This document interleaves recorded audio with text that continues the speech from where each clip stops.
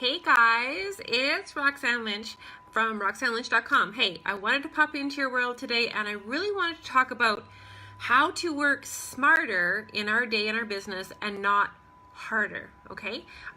Because I know we've been chatting about this, kind of leading into this for month end, and I know that there's a lot of women out there right now that are working really, really hard.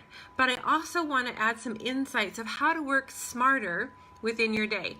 And if you're building a network marketing business and you're connecting with women and you're really working it hard, we have to make sure that we're working smarter first and foremost, okay?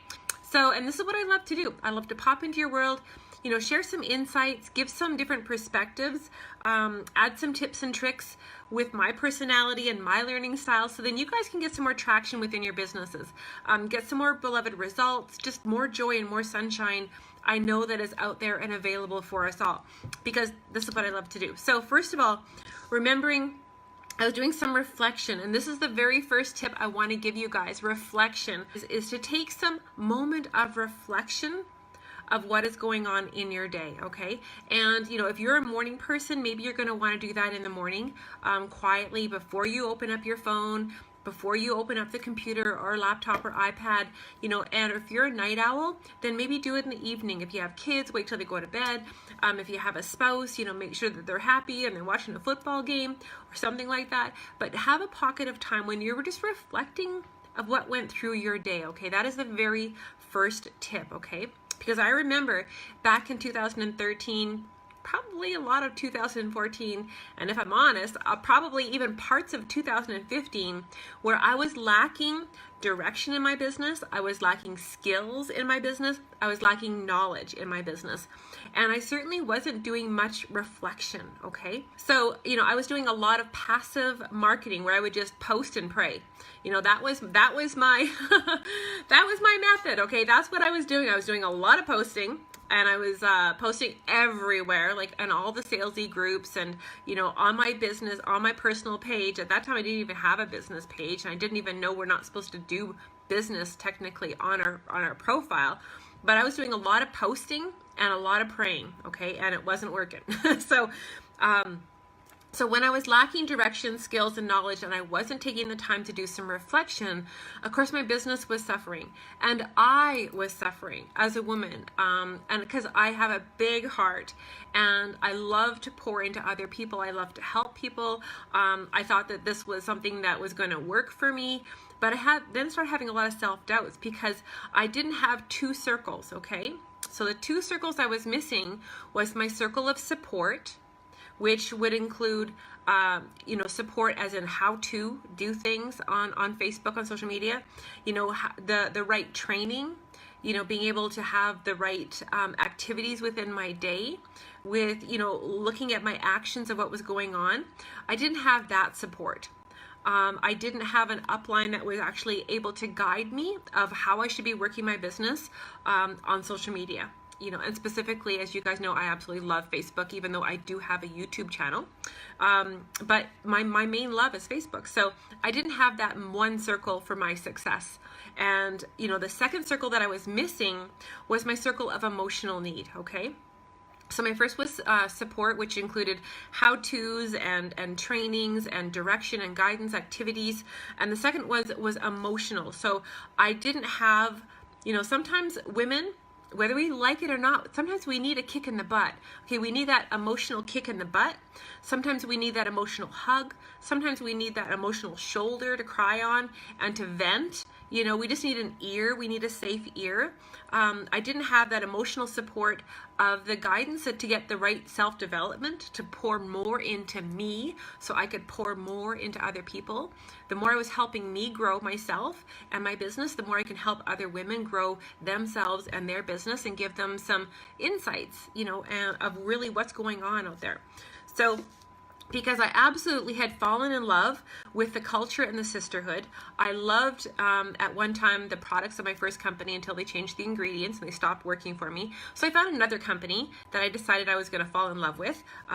You know, and you guys know that I've kind of, you know, been really stuck to it with and loving social retail. I've been in this company now for over a year and a half, and I just love the culture, the sisterhood. The residual income is pretty darn nice too. I mean, that's a added blessing when it comes to knowing that I was on the road with my dad at the doctor's offices and my phone's going ding, ding, ding, and dad's going like, what is that? It's like, no, it's okay, Dad. It's just customer sales. It's fine. And he couldn't grasp the concept of residual income. So when it comes to working smarter, not harder, there's some other tips I want to give you guys. The first one is we have to plan out our day, okay? And, you know, as women, we sometimes need some structure and we need some planning because we're busy creatures. And there's so many ways that we can get distracted and we can get pulled. We want to do something, but then something always seems to come into our day and things kind of get out of whack. And yet, you know what? When we're at work, when we're at our job, because I know like when I was working and I had a job out of the home, everything pretty much had to happen. Like no matter what, like if the kids were having a fit, you know, I still had to, you know, go to work. You know, if my husband was sick, I still went to work. If I kind of was feeling kind of cranky at that time of the month, I still went to work. So we have to plan out our day, okay? It's the importance of planning, because if we don't, if we're not planning for something, you know, failing to plan is planning to fail. So get a day planner of some sort so we can write down our minimum to-do list. I'm going to dig into this deeper, okay? So write down everything in your day that has to happen. Maybe it is kids soccer. Maybe it is making cookies for your husband because it's, you know, he goes to work tomorrow and you want to put something beautiful in his lunch. Maybe it is spending time with your parents or, you know, helping them dig out the garden. Plan it, okay? So then you can have a look at what's going on, which leads me into tip number 2, which is setting your business hours, okay? Now, you're right, Roxanne, I don't have a job, you know, outside of the home, but I do some activities that pull me away from the keyboard, that pull me away from my phone, including family, and including when my husband wakes up. When Bob wakes up, because he works night shifts, he's usually up around 2 o'clock. I do my very best to push away the keyboard and my phone so I can, you know, I know that I'm going to set those business hours. Now, it has been truthful. If he has to go run the truck downtown for parts or something, I will pop on the phone and go check out my team chats and see if my girls need any support, direction, or, you know, nurturing, or point them in the right direction to some training to give them the answers that they need. But the average home-based business owner, if they work efficiently, if they're working smarter with their hours, they can do their day in 45 to 90 minutes and be very, very productive and earn a very, very fine residual income. But it has to be, you have to set those business hours, and you have to have, which I love, which is working in power bursts. I normally work 15 minutes, set my mind to a task, which leads me into my daily mode of operations, which is tip number 3. When you set your little power timer, and this is what I'm going to do for 15 minutes. If I'm not completely done that project, it's okay. That's going to have to be good enough for today, because I've got these other activities within my daily mode of operation that have to get done. So maybe you're going to book some of those around your lunch break if you're working full time. Maybe it's going to be, you know, you deciding that, you know, you are worthy. Your dreams are worthy, your goals and your wants and your hopes are worthy, where you're going to set the alarm for, you know, half an hour or 45 minutes early before your spouse gets out of bed, or before the kids start running around. Or maybe if you're a night owl, well, then, you know, allow yourself to sleep in a little bit, you know, just so you can maybe make the kids lunches the night before and then stay up that little bit later, okay? Set your business hours, because that way then you have some structure, and let your spouse know. You know, maybe you have to be able to know your personality, the type of woman you are, so you can set your business hours.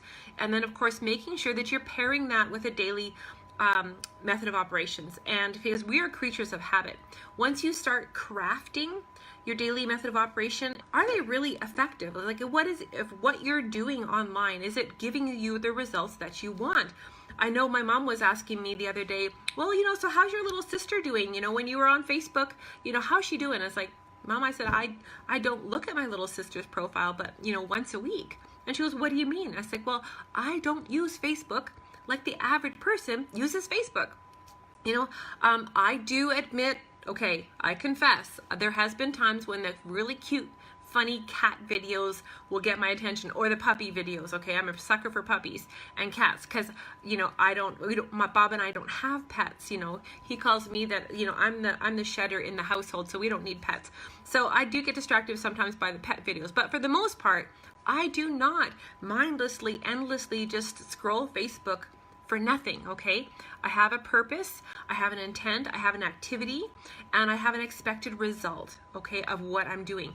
So you have to have, when it comes to working smarter, not harder, you have to have a very effective, efficient daily mode of operations of knowing what you're doing, why you're doing it, and like what's that expected result going to happen, okay?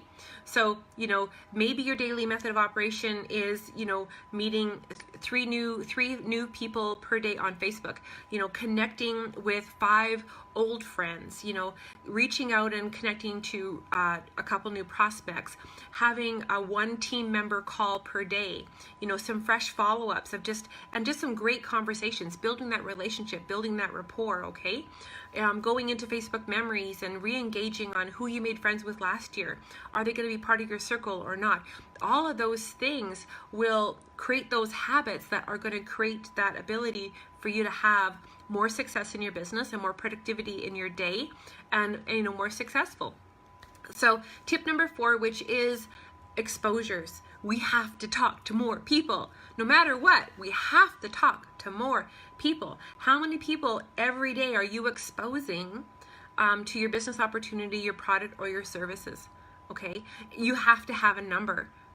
Understanding that we normally close only 10% of the people volume that we're talking to. So if you're talking to 10 people and you're getting, pretty good at this over time, you're going to averagely sponsoring 1 to 2 people out of those 10.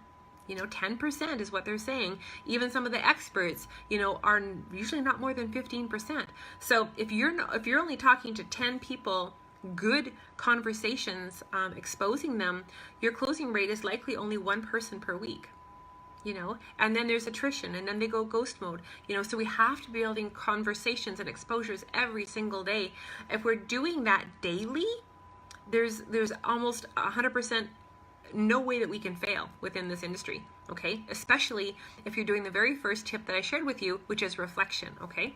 So tip number 5, almost done here, guys, is avoid your time wasters and non-productive tasks. And that's why I work in power bursts. I get on, I do a couple activities, and then I get off. I'll have a cup of tea, I'll do some lunges or some squats or a plank or some Amy Cuddy, some power poses at the window, or play with my special rocks, anything to shake up my brain and then get back at the keyboard with purpose and intent, because time is precious. So if you guys got some value, definitely mash those emoticons for me and hit the keyboard, and you guys have sweet dreams and a good night, and I will see you on the sunny side of life tomorrow. Bye, guys.